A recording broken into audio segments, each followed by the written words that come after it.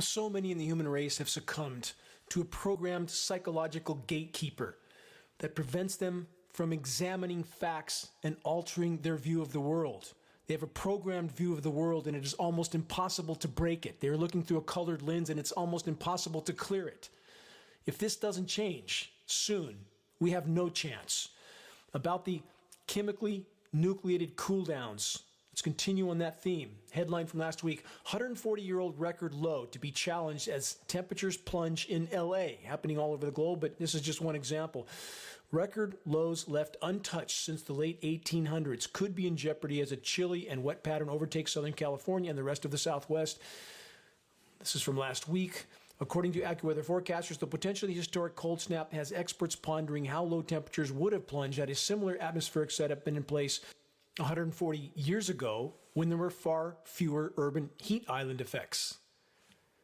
Similar atmospheric setup like geoengineering jet aircraft dispersing chemical ice nucleating elements in cloud moisture? Is that the effect they're speaking about? The report continues, AccuWeather meteorologist Ryan Adamson called the upcoming chill, quote, startling for some, end quote, in the wake of above average temperatures and in some cases record warmth in the days before this event. Weather whiplash over and over. It will take all of us to contact people like Ryan Adamson and the rest at AccuWeather, the Weather Channel, and the other climate engineering cover-up agencies and ask them why they are not disclosing the climate engineering elephant in the sky. Do it peacefully and professionally. Let's press on with this theme, i.e. engineering winter weather, as it is absolutely core to the climate engineering assault. Question, are the weather terrorists now targeting the U.S. trucker convoy? Let's look at some headlines from last week. Swath of snow aimed at Midwest and Northeast. From that headline, as snow travels across the northern tier of the United States, general snowfall amounts ranging from 1 to 3 inches will spread from eastern Nebraska through Maine. Next headline, same theme. Quote, quick jolt of winter weather headed for Northeast and Mid-Atlantic. Shocking may not be an adequate description, the report states, for the quick about face the weather is about to take in the Northeast. Less than 48 hours after people were basking in record warmth across the region, millions will be dealing with a, quote, quick jolt of winter weather, thanks to a, quote, sneaky storm. These theatrical terms they use to try to sensationalize these engineered events. That's exactly what's occurring here. A sneaky storm that will unleash a period of snow across the central Appalachians, the Mid-Atlantic, and New England from Tuesday night to Wednesday. Again, this is last week. They continue, at the very least, many are likely to face a serious case of weather whiplash. It's interesting, isn't it, how often we hear that term now from AccuWeather, the Weather Channel, a term which geoengineeringwatch.org was using about 10 years before they had to pick it up because these events were so shockingly wrong and unnatural and can only be described as weather whiplash.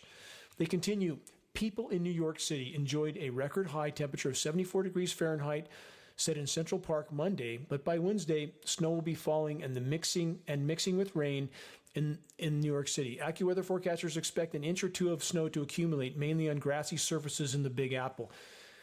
This is not naturally nucleated snow, I assure you.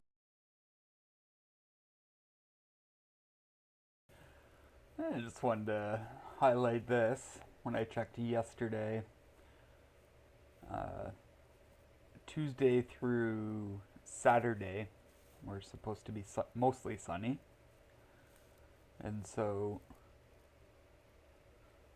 when temperature started to drop, I was suspicious. I was like, oh, I wonder what type of system's going to come in. But here you see high of 2 and snowing.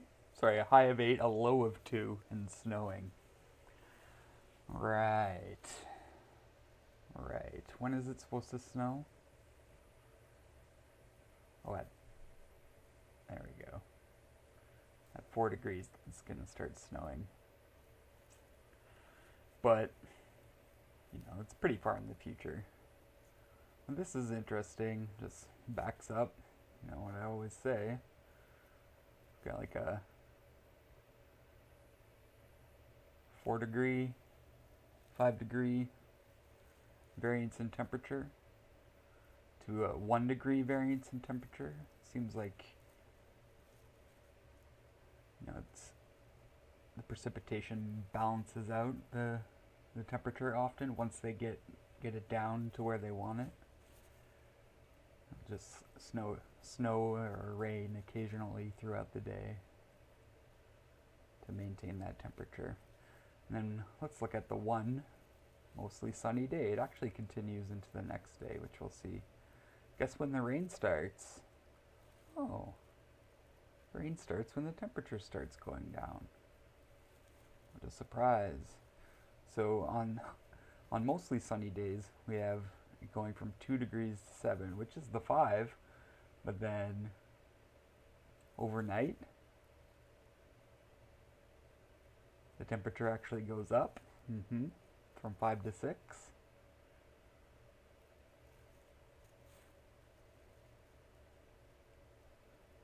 And we get to 13. So in 24 hours, with no chemical ice nucleation, we go from 2 to 13, 11 degrees. But on days with consecutive ice nucleation, 5 degree temperature variance maximum.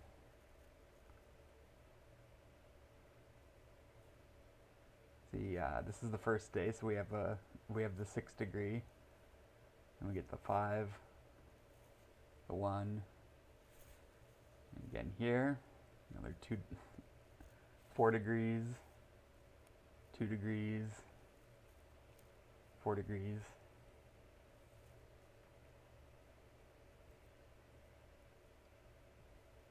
No ice nucleation, 11 degrees.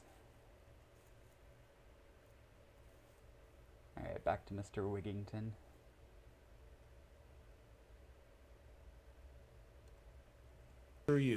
It is toxic, I assure you of that. We have tested it.